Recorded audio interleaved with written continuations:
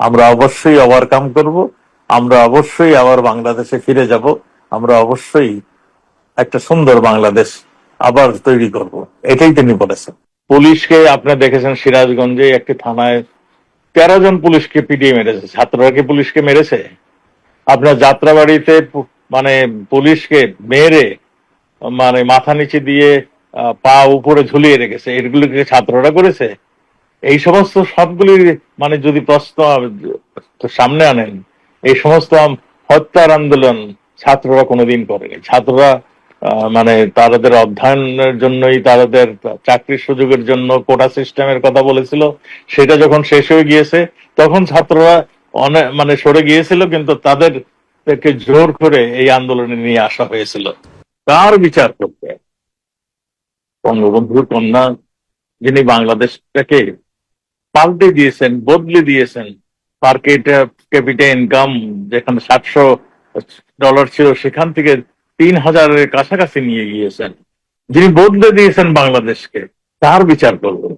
আরো একটু যদি পিছনে ফিরে চান, এই কারা এরা বিচার করলো? আপনি এই যে মানে 5ই আগস্টের পরে যারা ক্ষমতায় বসলো, একটা মেটিকুলাস ডিজাইন, যেটা নাকি সরকার প্রধান আমেরিকা যে বললেন যে এটা এমনি এমনি হয়নি, এটা আমরা কয়েক বছর ধরে প্ল্যান করে মেটিকুলাস ডিজাইন করে আমরা এই মানে আন্দোলনটা করেছি। আপনারা দেখেছেন এই আন্দোলনের প্রথম ছিল ছাত্ররা তাদের কোটা বিরোধী আন্দোলন শুরু করেছিল। মাননীয় প্রধানমন্ত্রী বলছেন যে আমাদের কোটাই বাতিল করে দেওয়া হলো, কোনো কোটাই থাকবে না। আন্দোলন সেখানেই শেষ হয়ে যাওয়ার কথা ছিল, কিন্তু আন্দোলন শেষ হয়নি। সেখানে সেই আন্দোলনটাকে আরো বেগবান করে আরো মানে যে সমস্ত মানে রাজনৈতিক দল আমাদের স্বাধীনতা যুদ্ধের বিপক্ষে ছিল, যারা নাকি পাকিস্তান বাহিনী, যাদের বিরুদ্ধে আমরা যুদ্ধ করেছিলাম, পাকিস্তানি বাহিনীর সহযোগিতা করেছিল, রাজাকার বাহিনী তৈরি করে, আলবদর বাহিনী তৈরি করে আমাদের গ্রামের পর গ্রাম পুড়িয়ে দিয়েছিল, কোটিখানিক লোকের বসত বাড়ি মানে ত্যাগ করতে বাধ্য হয়েছিল, তারা বন্ধু প্রতিম দেশ ভারতের আশ্রয় নিয়েছিল, ভারত সরকার তাদের আশ্রয় দিয়েছিলেন। আমাদের মুক্তিযুদ্ধে চলাকালীন আমাদের সর্ব ধরনের সহযোগিতা ভারত সরকার দিয়েছিলেন, এবং ভারতের 15,000 সোলজার এই স্বাধীনতার জন্য আত্মত্যাগ করেছেন, তাদের রক্তে রঞ্জিত বাংলাদেশের 30 লক্ষ লোকের রঞ্জিত এই বাংলাদেশ। সেই বাংলাদেশের যারা স্বাধীনতা নিয়ে আসলেন বঙ্গবন্ধু, তার কন্যা, যিনি নাকি আমি আগেই বললাম বাংলাদেশকে বদলে দিচ্ছেন, তারকে ফাঁসি দেওয়ার জন্য এই কোর্ট তৈরি করেছেন। আরো যদি ডিটেইলে যান, 19 বার তাকে হত্যার চেষ্টা হয়েছিল। হত্যার চেষ্টাগুলি কেন হয়েছিল? যে তারা বুঝতে পেরেছিল যে বঙ্গবন্ধুর আরেকজন যে রয়ে গেছে, মানে উত্তরসূরি, যার ধমনীতে বঙ্গবন্ধুর রক্ত প্রবাহিত হচ্ছে, তাকে শেষ না করা পর্যন্ত আওয়ামী লীগকে শেষ করা যাবে না। তাকে শেষ না করা পর্যন্ত এই মুক্তিকামী বাংলাদেশ, মুক্তিযুদ্ধের চেতনার বাংলাদেশকে শেষ করে দেবে। আমরা সেই জন্যই আজকে দেখলাম, যেহেতু তারা 19 বার ফেল করেছে, এইবার মেটিকুলাস ডিজাইনের মাধ্যমে সব কিছু একটা প্রেসক্রিপশনের মাধ্যমে তার নামে আন্তর্জাতিক কোর্টে মামলা করলেন। কেন? মানব অধিকার ক্ষুণ্ণ করেছেন তিনি, মানব অধিকার লঙ্ঘন করেছেন তিনি, হত্যা করেছেন। আমাদের সময় আমরা এই কোর্টকে তৈরি করেছিলাম, যারা নাকি যুদ্ধ অপরাধী ছিল, যারা মানে লক্ষ লক্ষ মানুষকে হত্যা করেছিল। আমি একটি উদাহরণ সবসময় দিয়ে থাকি, এক চুপনগরে পাকিস্তান বর্বর বাহিনী 3 দিনে 22,000 লোককে হত্যা করেছে।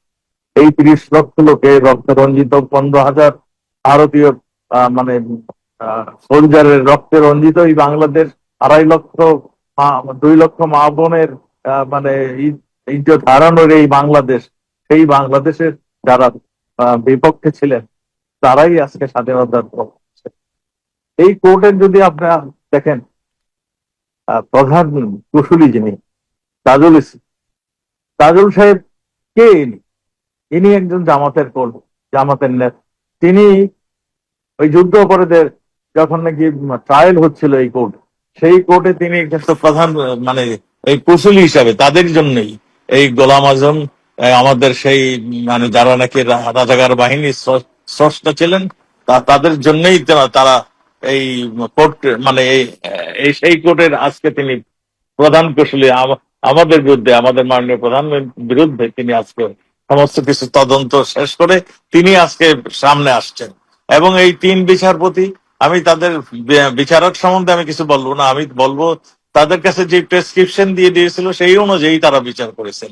আপনি দেখেছেন প্রধান বিচারপতি আছে মানে এই কোর্ট চলাকালীন শেষের দিকে প্রায় 20-25 দিন তিনি কোর্টেই যেতেন না, বসে বসে তিনি রায় লিখেছিলেন, পৃষ্ঠার পর পৃষ্ঠা রায় লিখেছিলেন, সেই জন্যই তিনি কোর্টে যেতে পারেন নাই।